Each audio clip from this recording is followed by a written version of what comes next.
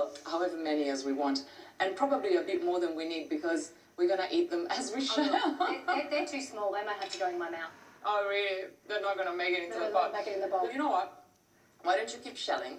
Perfect. Stop Job eating. for me. And I'm going to start the risotto. Perfect. And all I'm going to need is a French shallot. I'm actually going to chop it here if you don't mind. You can use a small brown onion if you want. You could use spring onion as well for this one. And I'm going to melt a little bit of butter and olive oil together so that the butter doesn't burn. And just allow it to melt gently, and then we're going to drop the shallot in. And when you're making risotto, you really want to cook the onion or the shallot really super gently. You don't want it to caramelize as such. You just want it to the point where it's turning translucent, which is now. A pinch of salt, and I'm going to add the rice. And I'm not going to measure it. This is my mum's method to know how much rice you need. It's 1 fistful per person. So 1 for me, 1 for Bettina, and 1 for the pot. What we want now is to make sure that every single grain of rice is evenly toasted. And once they're turning translucent, we add the wine, which we just need a splash. That's all. Can you smell that? Absolutely. The second white wine touches cooking oil and onion in particular, it just smells so beautiful. It just changes the ambience of the room. Completely. We're going to turn the heat off, and I'm going to start ladling in my stock to submerge the rice. And look at the beautiful color of my stock. The stock, when making a risotto, is a fundamental ingredient, and this is why it's really a good idea to have a very good quality stock on the boil. And it's just a super easy thing to make. I mean, this one is just onion, celery, some carrot, and then the pods from the peas. And the thing is, because the risotto is cooked in the stock, it will absorb its flavor. So the better quality your stock, the better flavor you give your risotto. Now, I think there is a little misconception around how to make risotto, and a lot of people think that a lot of stirring is required for risotto to come out really well. But the thing is, the more you stir it, the more starch you release. And the more starch you release, the more you need to stir, otherwise the rice sticks to the pot.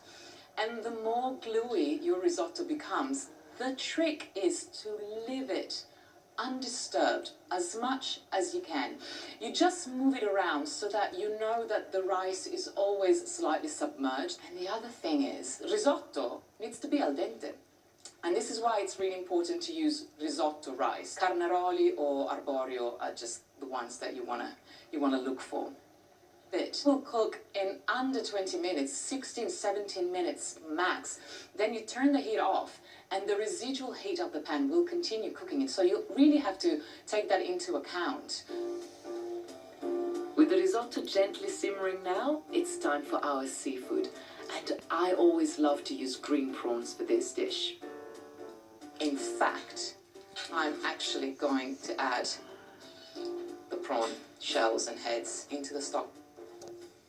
Once the prawns have been peeled and deveined, the shells and the heads will add a depth of flavor to the risotto stock, which is super important.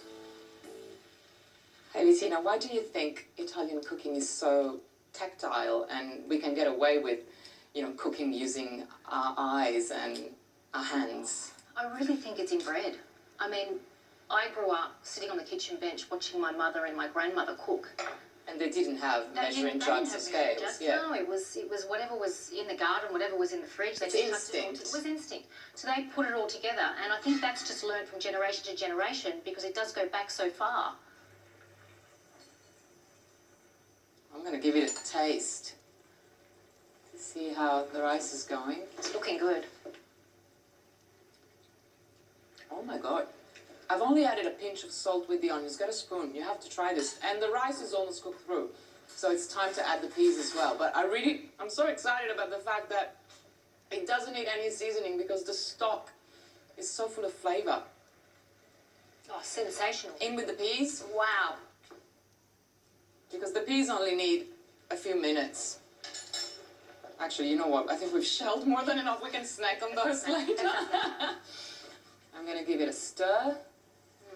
And I'm going to turn the heat off. The rice is not cooked through yet, but it will cook with the residual heat of the pan. Prawns are very delicate. You don't want to overcook them, and the residual heat will be more than enough because we're going to pop the lid on, and that will create the steam that is required to finish cooking the rice, the peas, and to cook through the prawns. And a tiny bit of butter, like not even a tablespoon. What I am doing now, this stirring action, is called mantecatura, which is what will create that beautiful, coveted, creamy texture that in Italy we call all'onda, the way of the waves. It's very romantic, but you know, Italians and food, that's a love affair. And as you can see, it is quite wet. And this is the way risotto needs to be. All'onda. Lid on.